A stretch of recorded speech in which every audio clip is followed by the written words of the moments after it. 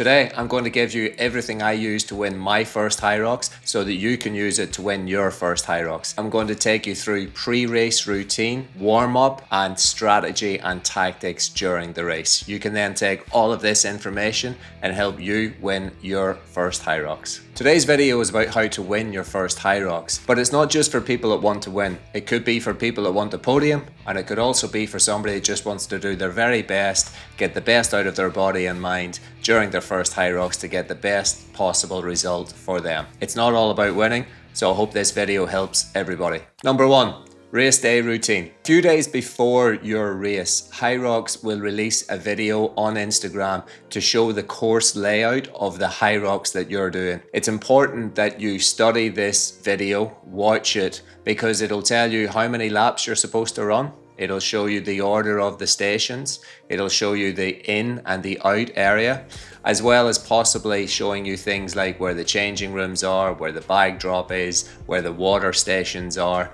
So it's very important to visualize this and to watch this map and to get an understanding for it. You don't have to memorize it completely or over stress about it, but familiarize yourself with it. On the day of the race, get there at least 2 hours beforehand. You want to be calm. There will be queues. You want to allow for that, and you get your timing chip and you get your number, and then you want to get into the course and you want to have the chance to be able to see the circuit, watch other athletes as they're running around it, see if it is how you imagined in your mind or what's different that you might have to, just familiarize yourself with. You want to look again where those in and out stations are. You want to make sure you can see where the big screen is. So Hyrox put a big screen that shows you which run you're on or when you're supposed to go to the next station. Now, it's not foolproof. Hyrox said it's just a guide, and I use it as that, as a guide, but I do count my own laps and stations, and I'd advise you to do that as well. On the laps and the run, not every race is the same. So some races will be 2 laps, some races will be 3 laps, and you have to count that. So yes, you can use the guide, but count them yourself. You don't want to mess that up. You don't want to run an extra lap because that's going to cost you a lot of time. And likewise, if you run too few laps, you'll get a penalty for that as well. So remember, it's a physical race, but there's also a bit of mental fatigue there that can set in, so stay focused. Warm up. Okay, the warm up. I think this is a really great opportunity for people to nail a good warm up and to be very prepared for the race. Now, there are some things to consider when you're doing your warm-up. Once you get to the venue, check out what the warm-up area is like. Is it too busy? Is it a big Hyrox race with thousands of people going to be there? Are you not going to get enough time on the treadmill or the ski or even time to run around? If it's too busy, have a plan B. And that plan B can be looking for another area in the venue. It could be a big hall or it could be outside the venue. And as long as you have enough time to get back in, by then you'll have your wristband and everything, then you might want to consider warming up outside if it allows. Okay, so there's usually 2 schools of thought on warm-up. Previously, when I was considering warm-ups, I always thought just do a little bit of a pulse raiser, a little bit of a jog, some stretching and mobility, and then go. I didn't want to waste too much time doing a warm-up because I felt it would use up a lot of my energy, and why would I waste that energy during the warm-up? I'd want to preserve that for the race. But I've completely flipped now. I listened to Chris Hinshaw and the warm-up he provides. Chris Hinshaw is a legend in the endurance sport world. He's a triathlete in his own right, but he trains many of the world's top athletes and he's very well respected in the industry. His warm-up routine is something like this: 200-meter walk, a 200-meter jog, some leg swings, light stretch and mobility, and then a 10 to 15, maybe even 20-minute run, jog, slow, easy pace, just to build all that up, and then some strides at the end. So for 60 or 80 meters, not full sprint, but certainly quite fast. That will really tighten up the thoracic spine and just get the body all tight and popped and ready to go. Why would you spend 30 minutes warming up? Okay, it's a good question. The theory behind this is whenever you go to do sport fitness, that type of thing, running, you're going to build up lactic acid in your legs as you continue to run for longer. And as long as you're getting that lactic acid out as quick as you're producing it, everything's fine. But once you're developing more of that, then your body can get out. That's when you get into trouble. You start to tire, you start to fatigue. Chris Hinshaw's theory is you want to warm up for 30 minutes beforehand because you really want to build up that lactic acid, get the body used to getting it in and out of the system before you do your race. You don't want that to be happening at the start of your race because it is uncomfortable. And that makes a lot of sense to me. And I did find at the start of my races, those first 1 or 2 kilometers were really tough. Do any of you get that? You know, when you go for a run or a jog, that your first couple of kilometers or your first mile are really tough and your legs hurt and everything. That could be that lactic acid building up. But then after the second mile, body comes a bit more used to it, become a bit numb to that pain.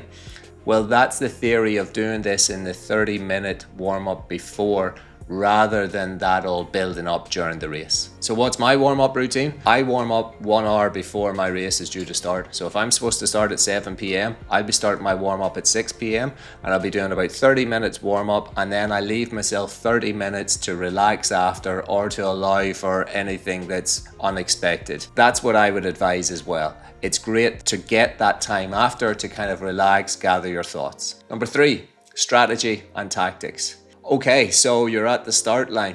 You are ready to go on this race. You need to have strategy and you need to have tactics. The best way to think about this race, in my opinion, is yes, you want to get from point A, the start, to point B, the finish, in the quickest time possible, but that does not mean going as fast as possible from the start. This is something that's maybe a bit silly, but I'll share with you what I think. It helps me visualize this. I imagine that a family, friend or partner or somebody very, very important to me is at the end of the finish line and they're unwell, they're sick and they need medicine, and I've got the medicine and I need to get from the start, do all these 8 1-kilometer runs, do these 8 stations and get that medicine to them. Now, if I were to take off as fast as possible, I know that I would gas out, run out of energy, and then I would end up having to jog very slowly and then fall over the line and walk and hand them the medicine. Not the best way. Whereas if I go into this race thinking, okay, hold a steady 80-85% throughout everything, then I'll get to them in a quicker time. And that's what you need to do. I was very fortunate to meet Jacoby, the current world champion of Hyrox, Elite 15 athlete. And she said that now all the Elite 15 realize it's about efficiency and it's about trying to maintain that 85% throughout. Once you go over 85%, you start to go towards the red line, and that means you can gas out, blow up, and you'll struggle through the race. So you really want to try and maintain that. In that first section of the race, from you in the starting pen to the countdown happening to going into your first run, have the discipline not to go out too fast. Don't go too fast on the first run and don't go too hard on the first ski. If you can manage that, you will do better than 90% of people who will get caught up in the adrenaline and they'll shoot out way too fast and then they'll burn out. And that's where you can really take advantage of them and overtake them in time. Stick to your own race. Insider top tip, there's 8 1-kilometer runs, but run number 1 and run number 8, they are different in lengths, okay? It's really only runs 2 to 7 that are usually the same steady, consistent length. So afterwards, whenever you're checking out your stats, forget about 1 and 8, just look at 2 and 7. But likewise, in that first run, don't worry about it. Just get the first run underway and try and stay around a 7 to 8 out of 10 on that first run. And in that ski erg, again, about a 6.5, 7, 7.5. That start, that strategy, that tactic will be gold for the rest of the race. Today, we covered pre-race routine, warm-up, strategy and tactics for the start of the race. On the next episode, which is how to win your first Hyrox part 3, I'm going to take you into what I think is the best part of this series so far, and it's all the tips and tricks on what you need to do for each individual station and also each run. And I'm also going to give you all the insider pro tricks that we use during the race to help you win the race. Then we'll finalize with a very important part, the final sprint and your photo after your first Hyrox. Thanks very much for watching. Hope you enjoyed it. I hope this gave you some information to help you win your first Hyrox. Please do follow this series and watch the next one, which is How to Win Your Hyrox Part 3, the final episode of this series. And that's got loads of insider tips and tricks to use to help you win your first Hyrox. Thanks very much. See you soon. Bye.